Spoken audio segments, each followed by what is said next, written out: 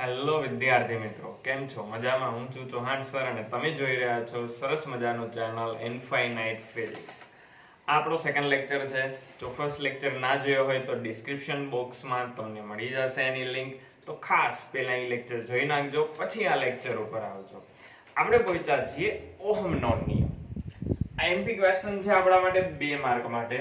તો 10મા ની અંદર તમે ભણી ગયા બેઝિક કન્સેપ્ટ. અહીંયા પણ ફરીથી આપણે એ જ વસ્તુ એ જ વાત આપણે કરવાની છે. 1828 માં ઓહમે આ નિયમ આપેલો છે. તો નિયમ કંઈક આવો છે કે ભાઈ વાહકની નિશ્ચિત ભૌતિક પરિસ્થિતિમાં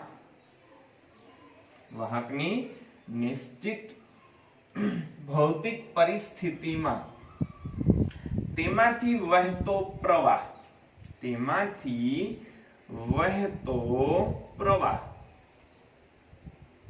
એ તેના બે છેડા વચ્ચે લાગુ પાડેલા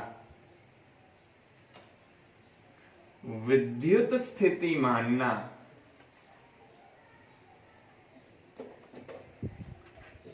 સમપ્રમાણમાં હોય છે.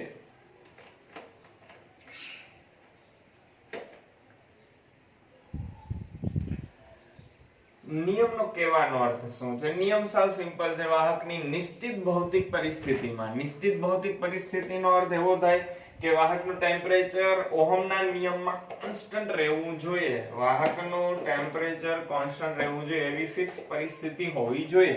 તો તેમાંથી વહેતો પ્રવાહ એ વિદ્યુત સ્થિતિમાનના સમપ્રમાણમાં હોય.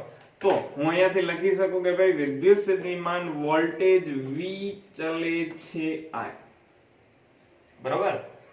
તો વિદ્યુત સ્થિતિમાન V ચલે છે I આપણે લખી નાખ્યું. હવે જો આપણે ઇક્વલ ટુ મૂકીએ તો આપણે અચળાંક મૂકવો પડે. અચળાંક તરીકે આપણે મૂકશું R.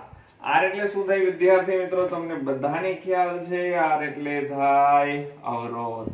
અવરોધ એટલે શું થાય? વિદ્યુત પ્રવાહના વહનમાં જે નડે, જેનો વિરોધ કરે એને કહેવાય અવરોધ. આ નિયમ 1828 માં ઓહમે આપેલો છે. ચાલો તો R ની થોડીક વાત કરીએ. R ઇક્વલ ટુ થાય V upon I અને એનો એકમ છે ઓહમ. આજે વૈજ્ઞાનિક છે એની યાદમાં જ આપણે અવરોધનો એકમ આજે કોન્સ્ટન્ટ છે એનો એકમ ઓહમ રાખેલો છે. ખાસ યાદ રાખજો વિદ્યાર્થી મિત્રો, અહીંયા R કેવો છે? કોન્સ્ટન્ટ છે, અચળ છે. ઓકે, ચાલો આગળ વાત કરીએ. અહીંયા આપણે એક ગ્રાફ ડ્રો કરીએ I વિરુદ્ધ V નો. તો ચાલો મને કયો જે I વિરુદ્ધ V નો ગ્રાફ કેવો મળે? ઓહમનો નિયમ શું કહેવા માંગે છે? ખાલી એટલું જ કહેવા માંગે કે ભાઈ જેટલો વોલ્ટેજ વધારશો એટલો સામે કરંટ વધશે. બરોબર? જેટલો વોલ્ટેજ વધારશો એટલો સામે કરંટ વધશે. એકબીજાના સમપ્રમાણમાં છે અને સમપ્રમાણમાં હોય એનો ગ્રાફ કેટલાના ખૂણે આવશે? 45 ના ખૂણે. બેયમાં એક સાથે વધારો થશે. ચાલો આપણે મેળવશું આ ગ્રાફનો ઢાળ. કે ભાઈ આ ગ્રાફનો ઢાળ શું થાય? 11માં આપણે શીખી ગયા કોઈ પણ ગ્રાફ ઈ કેનો છે ઈ ખબર કેમ પડે? એના ઢાળ ઉપરથી. તો ઢાળ એટલે થાય tan theta. tan theta એટલે હંમેશા માટે y upon x. tan theta એટલે હંમેશા શું થાય? y upon x. તો આમાં y અક્ષ કઈ કહેવાય? પ્રવાહ. x અક્ષ કઈ કહેવાય? વોલ્ટેજ. તો I upon V. Okay, I upon V એટલે શું થાય? મને લખાવો. R થાય? ના થાય. I upon V એટલે થાય 1 upon R. તો આ ગ્રાફનો ઢાળ આપણે 1 upon R આપે છે. આગળ આપણે ભણશું 1 upon R ને કહેવાય વાહકત્વ. G વડે દર્શાવાય. 1 upon R ને શું કહેવાય? વાહકત્વ. ઓકે, અહીંયા અવરોધ ખાસ યાદ રાખજો કઈ કઈ વસ્તુ ઉપર આધાર રાખે. અવરોધ છે 3 વસ્તુ ઉપર આધાર રાખે છે વિદ્યાર્થી મિત્રો. એક લંબાઈ, બીજું આકાર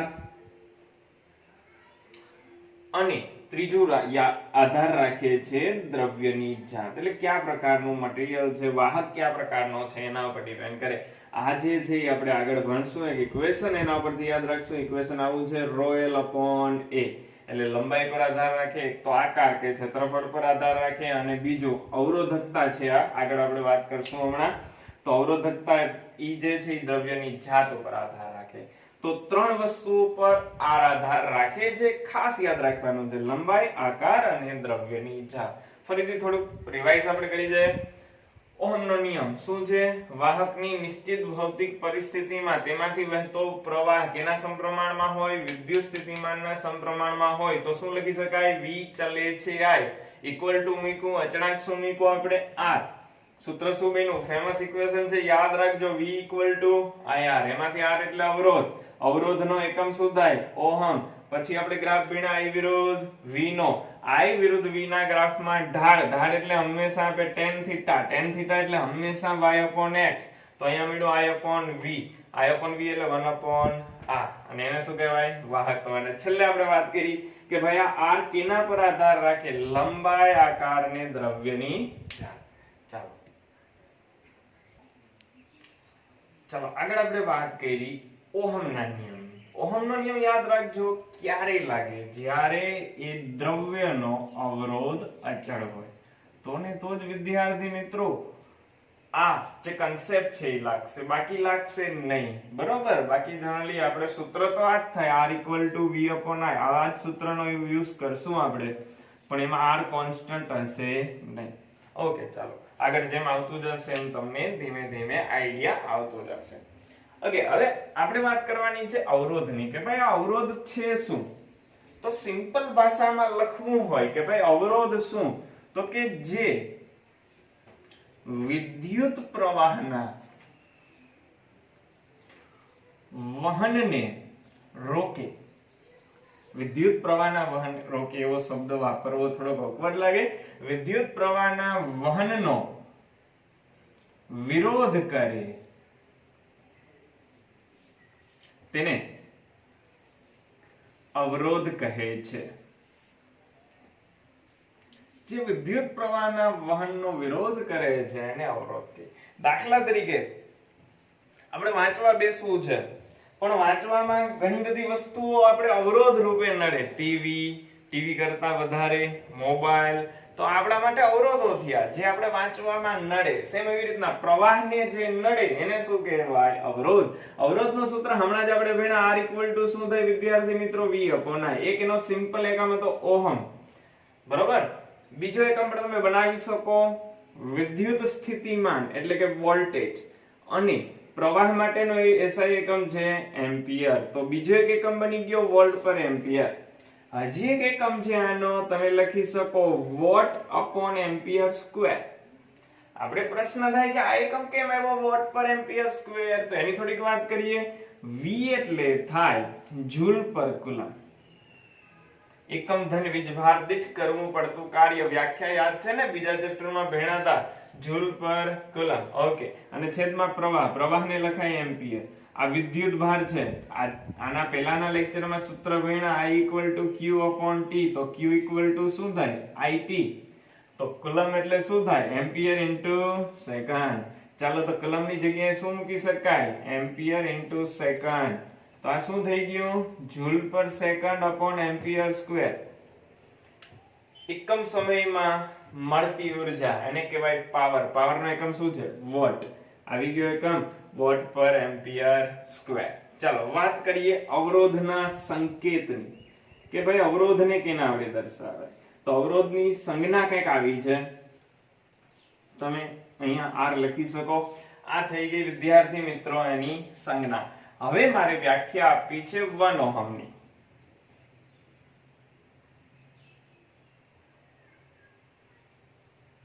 વિદ્યાર્થી મિત્રો જે હું અહીંયા ભણાવું છું એની પીડીએફ નોટ ડિસ્ક્રિપ્શન બોક્સમાં મળી જશે, તો ખાસ ડાઉનલોડ કરી લેજો. અને તમારી આગળ જો યોગીની બુક હોય તો પણ ચાલશે. ચાલો 1 ઓહમ, અને આપણે જે ભણીએ છીએ ગુજરાત બોર્ડને રિલેટેડ ભણીએ છીએ. 1 ઓહમની વ્યાખ્યા આપી છે, તો અહીંયાથી બનાવીએ 1 ઓહમ. તો જો ભાઈ અહીંયા 1 ઓહમ કરવો હોય તો વોલ્ટેજ 1V જોઈએ અને પ્રવાહ 1 એમ્પિયર જોઈએ. તો હું અહીંયા લખી શકું કે જો વાહકમાં લાગુ પાડેલ વોલ્ટેજ 1 વોલ્ટ હોય અને તેમાંથી વહેતો પ્રવાહ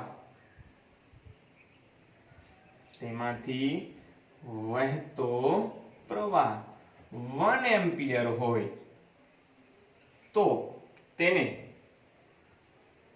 1 ઓહમ કહે છે. ચાલો, જો વાહકમાં લાગુ પાડેલ વોલ્ટેજ 1 વોલ્ટ હોય અને તેમાંથી વહેતો પ્રવાહ 1 એમ્પિયર હોય તો એ વાહકનો જે અવરોધ છે, અવરોધને તમે નામ શું આપી શકો છો? 1 ઓહમ નામ આપી શકો. હવે આપણે વાત કરશું કે ભાઈ આ કેના ઉપર આધાર રાખે અને એનું પારિમાણિક સૂત્ર. તો અહીંયાથી તમને પારિમાણિક સૂત્ર વિદ્યાર્થી મિત્રો આઈ થિંક બનાવતા આવડશે. વોલ્ટ અપોન એમ્પિયર પરથી. વોલ્ટ એટલે શું થાય? જૂલ પર કુલમ અપોન એમ્પિયર, અથવા તો પાવર નું આપણે આવડે છે. પાવર એટલે જૂલ પર સેકન્ડ, હમણાં જ આપણે મેળવ્યું હતું જૂલ પર સેકન્ડ અપોન એમ્પિયર સ્ક્વેર. ચલો, જૂલ નું શું થાય? m1 l2 t - 2. આના પરથી જ બનાવી લે, આની કોઈ જરૂર નથી. પર સેકન્ડ છે એટલે t ની 1 ઘાત એમ્પિયર ની 2 ઘાત. તો અવરોધ નું શું થઈ ગયું? ઘણી બધી વખત ગુજકેટની એક્ઝામમાં પૂછાય છે અને એમસીક્યુ માં પણ પૂછાય છે. m1 l2 t - 3 a - 2. અને હવે આપણે વાત કરીએ કે ભાઈ આ અવરોધ કેના ઉપર આધાર રાખે. હમણાં જ આપણે વાત કરી હતી, આની આગળના ક્વેશ્ચનમાં ફરીથી વાત કરીએ. એક તો આધાર રાખે લંબાઈ પર, એક આધાર રાખે એના આકાર પર, અને પછી વાહકના દ્રવ્યની જાત પર આધાર રાખે. તો 3 વસ્તુ ઉપર આધાર રાખે છે. સાવ સિમ્પલ એવો ક્વેશ્ચન હતો. આમાંથી મેઈન યાદ શું રાખવાનું છે? એમસીક્યુ માં પૂછાય શું છે? અવરોધનું પારિમાણિક સૂત્ર. તો સૂત્ર આપણે ખાસ યાદ રાખવાનું છે અને ખાસ અવરોધ કેના ઉપર આધાર રાખે એ પણ વિદ્યાર્થી મિત્રો યાદ રાખજો. ચાલો આપણે હવે નેક્સ્ટ ક્વેશ્ચન ભણશું. ચાલો, સરસ મજાનો એક પ્રશ્ન છે વિદ્યાર્થી મિત્રો. વાહકનો અવરોધ શેના પર આધાર રાખે? હમણાં જ આપણે વાત કરી લંબાઈ, આકાર અને દ્રવ્યની જાત પર ડિપેન્ડ કરે અને તે સમજાવી અને વિશિષ્ટ અવરોધ સમજાવવાનો છે. તો અવરોધ જે આધાર રાખે છે લંબાઈ ઉપર, આકાર એટલે ક્ષેત્રફળ પર, એની વાત આપણે કરીએ. તો પહેલા આપણે વાત લઈએ લંબાઈની, પછી વાત લઈએ ક્ષેત્રફળની. ચાલો, સરસ મજાનો ટોપિક છે તો ધ્યાન આપજો. વિચારો જોઈએ કે ભાઈ લંબાઈ વધારે છે. 3D માં પણ તમે ફિગર દોરી શકો, પણ મારા ડ્રોઈંગ ની તમને ખબર છે તો હું 2D માં દોરીશ. ચાલો, આ વાહકની કઈક લંબાઈ છે l, એના કરતા બીજો એક વાહક છે સેમ સાઈઝ, બરોબર, પણ સેમ એની જે સાઈઝ છે, અહીંયા જે આ ભાગ છે એ બેયની એની જાડાઈ એ બેયની સરખી છે, નહીતર ચેન્જ થઈ જાય, પણ લંબાઈ બેયની અલગ છે. તો મને વિચારીને કે આ બેમાંથી અવરોધ કેનો વધારે હશે? સિમ્પલી કહી શકીએ કે ભાઈ આનો અવરોધ વધારે હશે, કેમ કે ઇલેક્ટ્રોનને એક છેડેથી બીજા છેડા સુધી જવા માટે એને અહીંયા વચ્ચેથી પસાર થવું પડશે. તો ન્યા એને ઓટોમેટિકલી આપણે કહી શકીએ આગળ એક કન્સેપ્ટ અવરોધનો ભણ્યા એ મુજબ કે ભાઈ અહીંયા અવરોધ એને વધારે નડે. અને સિમ્પલ વસ્તુ છે વિદ્યાર્થી મિત્રો, એક માર્ગ લાંબો છે, એક માર્ગ ટૂંકો છે, બરોબર. દાખલા તરીકે કોઈ પણ તમે સિટીની વાત કરો, દાખલા તરીકે તમે પોરબંદર થી રાજકોટ જાઓ અને પોરબંદર થી અમદાવાદ જાઓ, તો લેન્થ કેની વધારે? અમદાવાદની. તો એનો અવરોધ પણ કેવો થશે? વધારે. તો એનો અર્થ એવો થઈ ગયો કે જો લંબાઈ વધે તો એની સાથે કઈ રાશિમાં વધારો થાય? લંબાઈના વધારા સાથે કઈ રાશિનો વધારો થાય? અવરોધનો. તો એકબીજાના શું કહેવાય? સમપ્રમાણતા. ફિઝિક્સની અંદર સમપ્રમાણતા શું દર્શાવે? કે એક વધે તો બીજું પણ વધે, એક વધે તો બીજું પણ વધે. ઓકે, તો R ચલે છે L. મહેનત વધે તો રિઝલ્ટ વધે. સમપ્રમાણતા છે, મહેનત વધે તો આપણું રિઝલ્ટ પણ વધે. ઓકે, ચાલો હવે વાત કરીએ ક્ષેત્રફળની.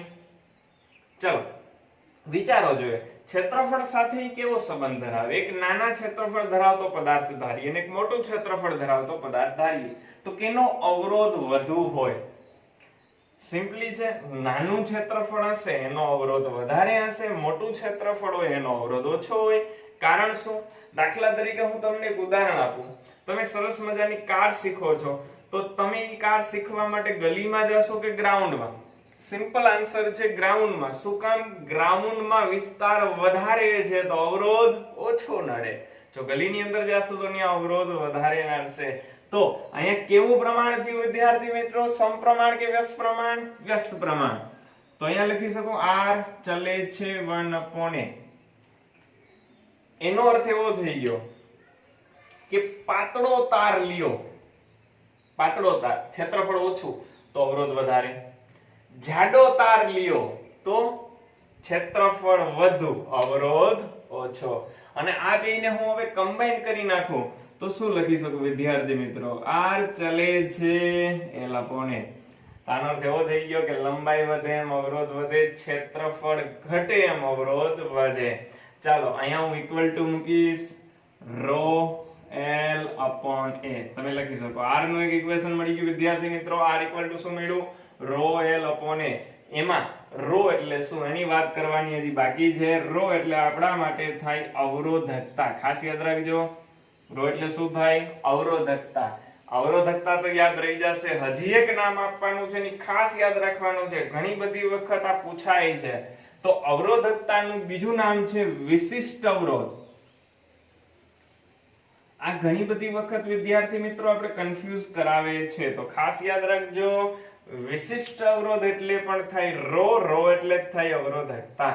બે સરખા શબ્દ છે, અવરોધકતા અને વિશિષ્ટ અવરોધ. ચાલો હવે આપણે આ અવરોધકતા છે એના વિશે વાત કરશું ને એનો એકમ મેળવશું. તો ચાલો મને એકમ કયો છે, એકમ કેવી રીતના મળશે એનો? ચાલો આપણે એકમ મેળવીએ.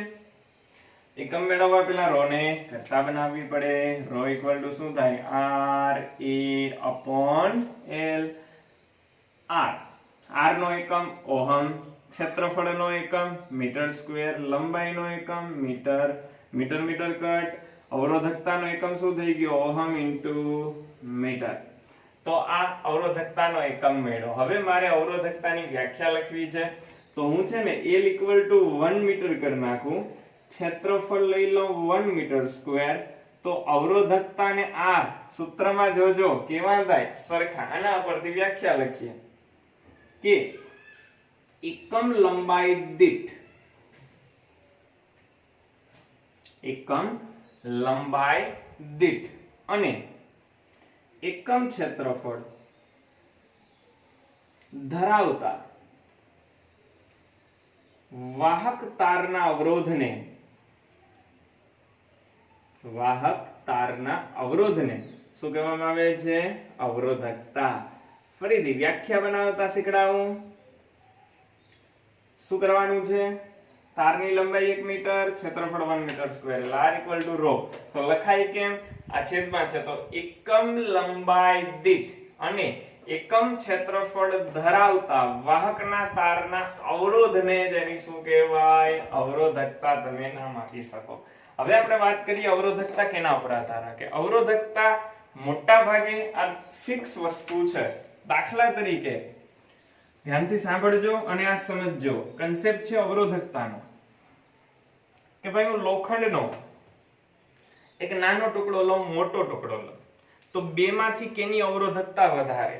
ધ્યાન આપજો, બંનેની અવરોધકતા સરખી થાય. કેવી થાય બંનેની અવરોધકતા? સરખી. કેમ કે અવરોધકતા ડિપેન્ડ કરે દ્રવ્ય પર. દાખલા તરીકે ઘનતા. તો વિદ્યાર્થી મિત્રો પાણીનું એક નાનું બુંદ લઉં કે આખી નદી લઈ લઉં, ઘનતા કેવી થાય? સરખી. તો સેમ અવરોધકતા ખાલી ને ખાલી કેના પર આધાર રાખે? દ્રવ્ય પર. તો ઈ દ્રવ્ય ઉપર ડિપેન્ડેન્ટ છે. તો એનો અર્થ એવો થઈ ગયો કે સરખા દ્રવ્ય માટે અવરોધકતા સમાન. ખાસ યાદ રાખવાનું છે, સરખા દ્રવ્ય માટે અવરોધકતા સમાન. સાથે સાથે અવરોધકતા કેના ઉપર આધાર રાખે? એક તો આધાર રાખે તાપમાન પર અને બીજું આધાર રાખે મુક્ત ઇલેક્ટ્રોનની સંખ્યા પર, સંખ્યા ઘનતા પર. આવું શું કામ લખ્યું મેં કે અવરોધકતા આના પર આધાર રાખે તાપમાન પર? વિચારો, કોઈ પણ લોખંડનું દ્રવ્ય લઈ લઉં અને ધારી લઉં કે ભાઈ એનું તાપમાન વધાર્યું. આ લોખંડનું દ્રવ્ય છે, એનું તાપમાન વધાર્યું. તો તાપમાન વધવાના લીધે એના જે કર્નલ આયનો હતા, ધન આયનો હતા, એ એ ધન આયનોના ઉષ્મા ઉર્જાના લીધે એના દોલનોમાં શું થશે? વધારો. તો ઇલેક્ટ્રોન ને અહીંયાથી નીકળવું હશે તો ઇલેક્ટ્રોન ને અવરોધ કેવો નડશે? વધારે.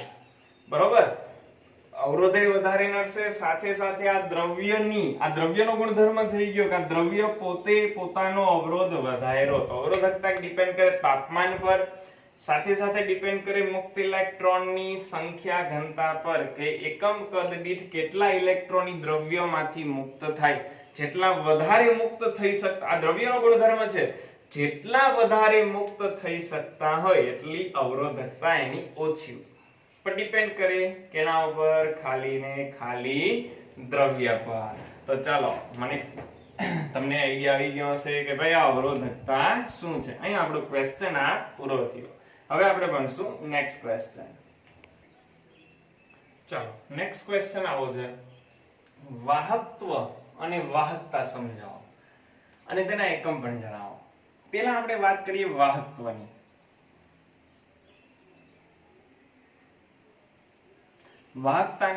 વાહકત્વને દર્શાવી શકો G વડે. અવરોધના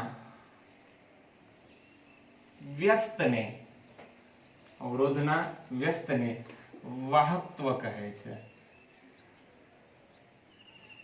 ઘણી બધી વખત વિદ્યાર્થી મિત્રો આની અંદર તમે માર ખાઈ જાઓ. આ તો અત્યારે ચેપ્ટર ચાલે છે એટલે તમને યાદ જ હશે, પણ જ્યારે તમે 12માની એક્ઝામ આપશો તો ઘણા બધા મહિના પછી એક્ઝામ આપવાની થશે તો ત્યારે આ ભૂલાઈ જશે. ખાસ યાદ રાખજો, વાહકત્વ અને વાહકતા આ બે શબ્દ અલગ છે. ઘણી બધી વખત મિસઅન્ડરસ્ટેન્ડિંગ થાય છે, આના એમસીક્યુ પૂછાય છે, ખોટા પડે છે. તો આ ખાસ ખોટો ના પડવો જોઈએ. આપણે ખબર જ હોવી જોઈએ વાહકત્વ એટલે શું થાય? અવરોધનું વ્યસ્ત. ફરીથી, વાહકત્વ એટલે શું થાય? અવરોધનું વ્યસ્ત. કેના વડે દર્શાવાય?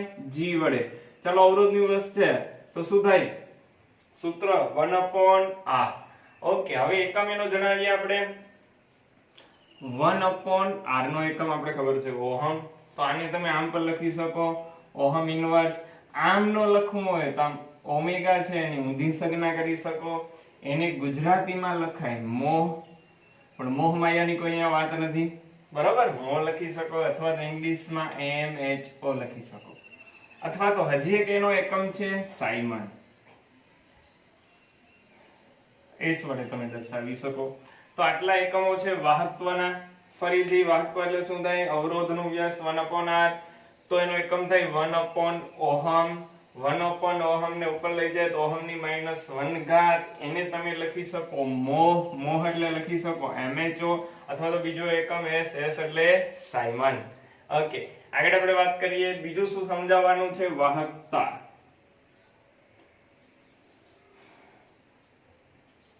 ચાલો, વાહકતાની થોડીક વાત કરીએ.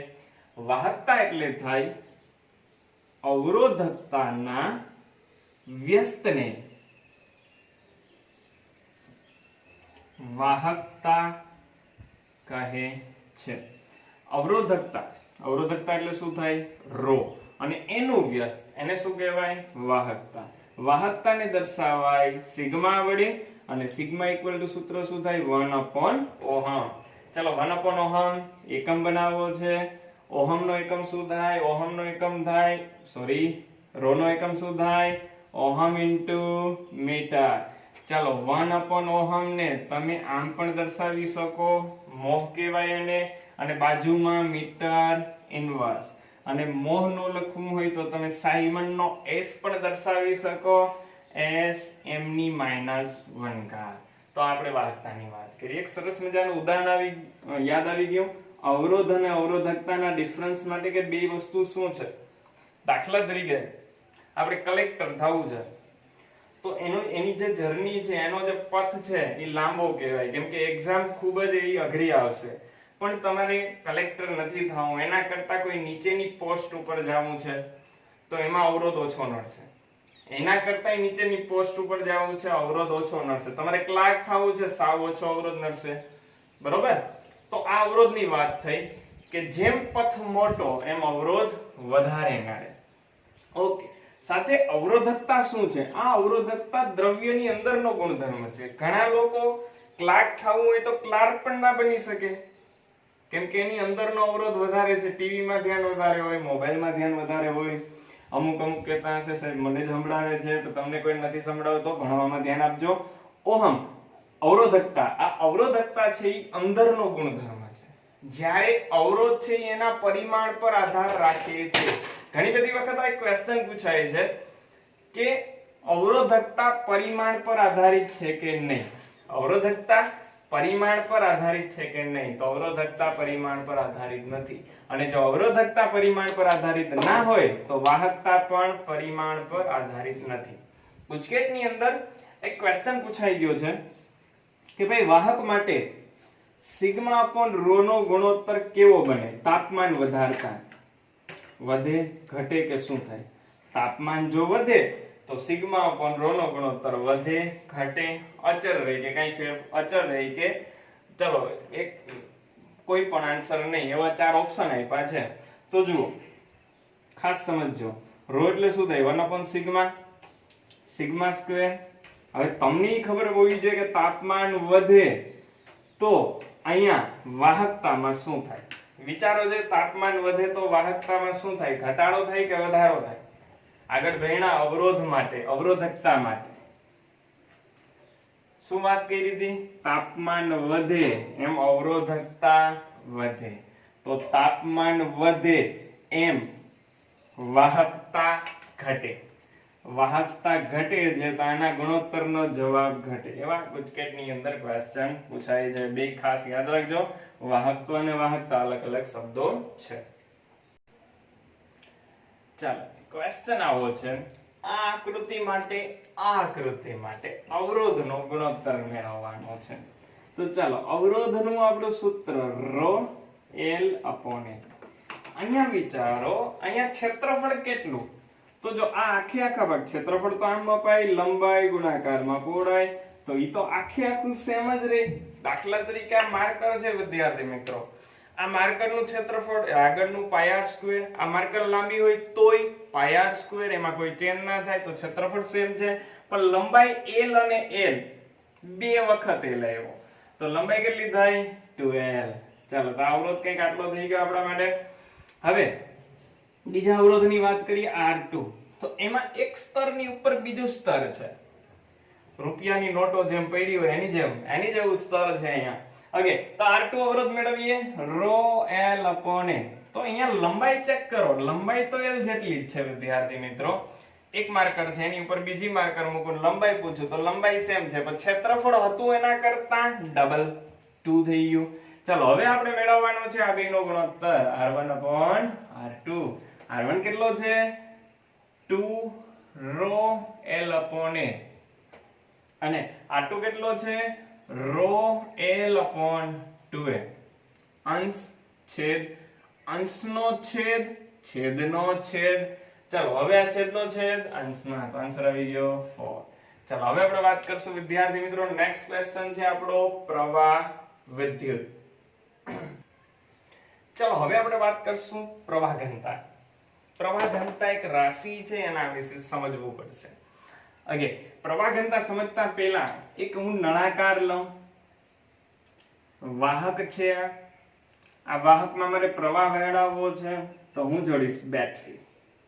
ઓકે, જો તમે 10માં ભણ્યા હશો કદાચ તમને એવો માઇન્ડસેટ હશે કે ભાઈ બેટરી જોડીએ તો બેટરીમાંથી પ્રવાહ નીકળે. 100% ખોટી વાત. બેટરીમાંથી ક્યારેય કોઈ પ્રવાહ નીકળતો નથી. બેટરી ખાલી ને ખાલી લાગુ પાડે છે વિદ્યુત સ્થિતિમાનનો તફાવત. શું લાગુ પાડે બેટરી? વિદ્યુત સ્થિતિમાનનો તફાવત. એના લીધે વાહકની અંદર પ્રવાહનું નિર્માણ થાય. સિમ્પલ ઉદાહરણ આપી દઉં વિદ્યાર્થી મિત્રો, તમારા બધાની ઘરે પાણીનો ટાંકો હશે. હું તમને એમ કહું કે ઈ જે પાણીનો ટાંકો છે એમાં પાણી ભરેલું છે, એને ગ્રાઉન્ડ સુધી લઈ આવો, શું કરશું? તો આપણે એની સાથે પાઇપ જોડી દેશું. પાઇપ જોડીએ તો નીચે આવી જાય. તમે શું ઉત્પન્ન કર્યું? પાઇપ જોડીને ઊંચાઈનો તફાવત, એને કહેવાય ગુરુત્વીય સ્થિતિમાન. તમે ગુરુત્વીય સ્થિતિમાન ઉત્પન્ન કર્યું, એના લીધે પાણીનું વહન થયું. તો પ્રવાહનું વહન કરવું છે, વિદ્યુત પ્રવાહનું વહન કરવું છે, તો એના માટે કેના તફાવતની જરૂર છે? વિદ્યુત સ્થિતિમાનના. અને બેટરી શું પૂરું પાડે? વિદ્યુત સ્થિતિમાનનો તફાવત. બેટરીમાં બે છેડા હોય, એક ધન એક ઋણ. મોટો છેડો દોરો ઈ કેવો? ધન. નાનો છેડો દોરો ઈ કેવો? ઋણ. આ પોઝિટિવ, આ નેગેટિવ. ચાલો, તો આ સાઈડનો છેડો ધન થયો, આ સાઈડનો છેડો ઋણ થયો. વિદ્યુત ક્ષેત્રની દિશા યાદ જ હોવી જોઈએ. કઈ સાઈડ થાય? ધન થી ઋણ. ઓકે, આમાં ઘણા બધા ઇલેક્ટ્રોન હશે, ધનાયનો હશે. ધનાયનોને શું કહે? કર્નલ. ઇલેક્ટ્રોન હશે. ઇલેક્ટ્રોન કઈ સાઈડ ગતિ કરે? ક્ષેત્રની વિરુદ્ધ દિશામાં.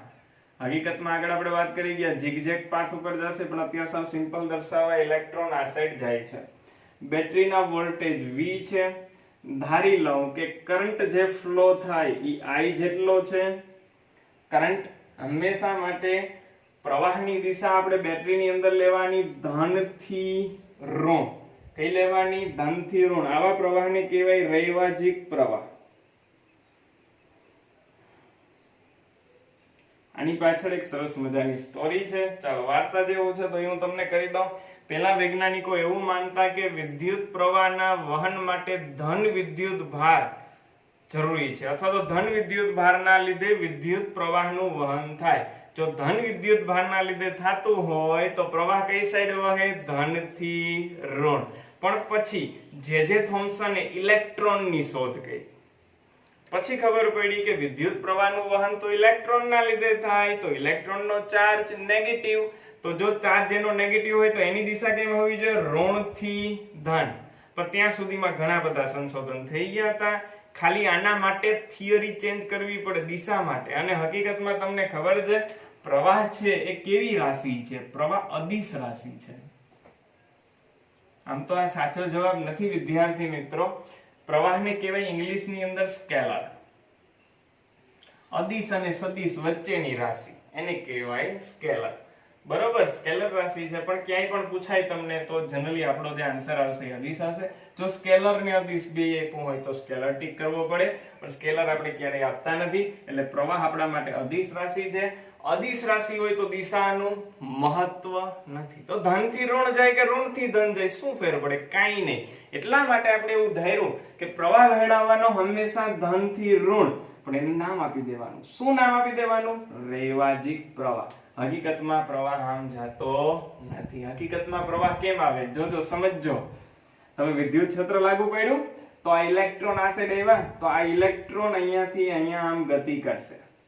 ઓકે, તો આ ડાયરેક્શન પ્રવાહની છે, પણ દોરવાનો એનાથી વિરુદ્ધ. કેમ કે કયો પ્રવાહ લીધો છે? રૈવાજિક પ્રવાહ. ચાલો, હું અહીંયા ધારી લઉં વોલ્ટેજ V છે, પ્રવાહ I છે, નાનો અવરોધ R છે. તો V ઇક્વલ ટુ સૂત્ર શું થાય? IR.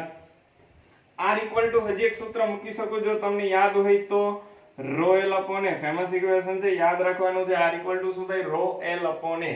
આપણે રો નું સૂત્ર જ્યારે ડ્રિફ્ટ વેગ ભણશું, આપણી ટેક્સ્ટ બુક ની અંદર નથી, પણ જ્યારે આપણે ડ્રિફ્ટ વેગ ભણશું પછી રો નું સૂત્ર હું તારવીને બતાડીશ. અને આપણે ઈ ખાસ સમજજો કે ભાઈ કેવી રીતના ઈ તાપમાન અને સંખ્યા ઘનતા પર આધાર રાખે, એની આપણે વાત કરશું.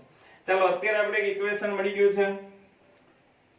V equal to I rho L upon A. હવે આપણે આગળ વાત કરીએ. ચાલો, હવે વાત કરશું પ્રવાહ ઘનતાની. પ્રવાહ ઘનતા એટલે શું થાય? ધ્યાનથી સમજજો, ધ્યાનથી એની વ્યાખ્યા સમજજો વિદ્યાર્થી મિત્રો. સરસ મજાનો ટોપિક છે. પ્રવાહ ઘનતા એટલે થાય એકમ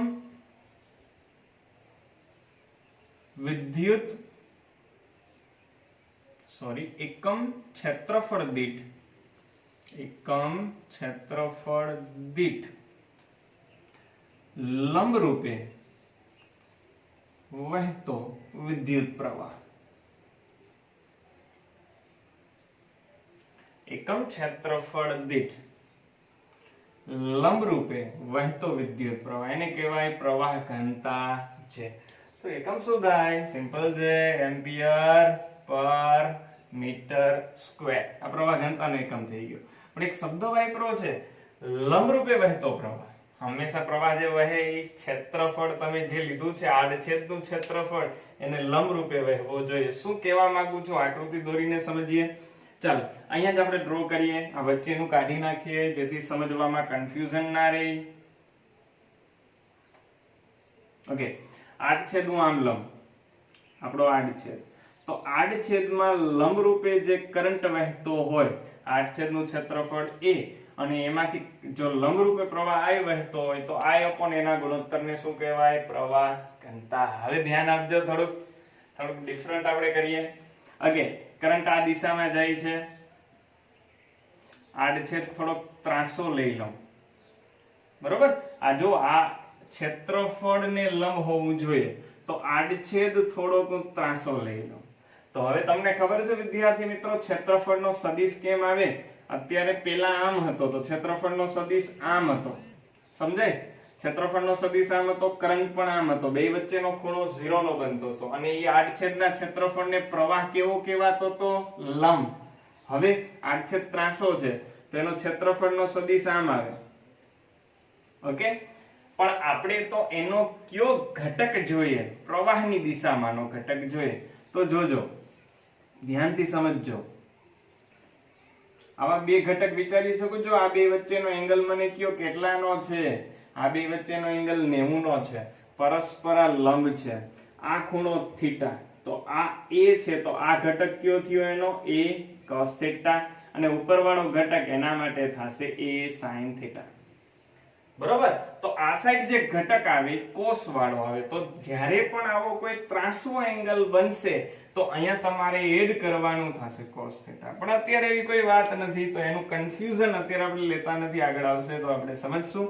અત્યારે આની કોઈ જરૂર નથી. ઓકે, ચાલો તો એ આપણે કાઢી નાખીએ, એની કોઈ અત્યારે જરૂર નથી. પણ જે ઇક્વલ ટુ આપણું સૂત્ર મળ્યું I upon a, એકમ થઈ ગયો ampere metre square. Okay, v equal to એક સૂત્ર મળ્યું હતું, હમણાં જ આપણે લખ્યું હતું I into r, r એટલે રોયલ અપોન a. આવું ઇક્વેશન નંબર 1 હતું, આપણું ઇક્વેશન નંબર 2 છે. ચાલો હવે આગળના ચેપ્ટરમાં ભણ્યા કે વિદ્યુત ક્ષેત્ર એટલે થાય એકમ લંબાઈ દીઠ મળતું સ્થિતિમાન, અથવા તો એકમ લંબાઈ દીઠ જે સ્થિતિમાનમાં ફેરફાર થાય તો v ઇક્વલ ટુ શું લખી શકીએ? el. ચાલો એ અહીંયા મૂકી દઈએ. v એટલે શું લખી શકીએ? el. I upon a પ્રવાહ ઘનતા J rho L LL cut, તો E equal to J rho. ચાલો પ્રવાહ ઘનતા સદિશ રાશિ છે, અને આ સદિશ હોય તો સામે પણ કંઈક સદિશ હોવું જોઈએ. શું સદિશ હશે? વિદ્યુત ક્ષેત્ર. આવું સૂત્ર પર લખી શકો J equal to E upon rho. 1 upon rho એટલે સિગ્મા. વિદ્યાર્થી મિત્રો આ જે નિયમ છે એને જ કહેવાય છે ઓહમનો નિયમ સદિશ સ્વરૂપે. તો બે રીતે ક્વેશ્ચન પૂછાઈ શકે, એક તો પ્રવાહ ઘનતા સમજાવો એવું પૂછાઈ શકે, કે એવું પૂછાઈ શકે ઓહમનો નિયમ સદિશ સ્વરૂપે સમજાવો. તો સૂત્ર ખાસ યાદ રાખજો J equal to sigma E. ચલો અહીંયા આપણો ક્વેશ્ચન પૂરો થયો. બાકીના જે ક્વેશ્ચન છે આપણે નેક્સ્ટ લેક્ચર થી ભણશું. Thank you.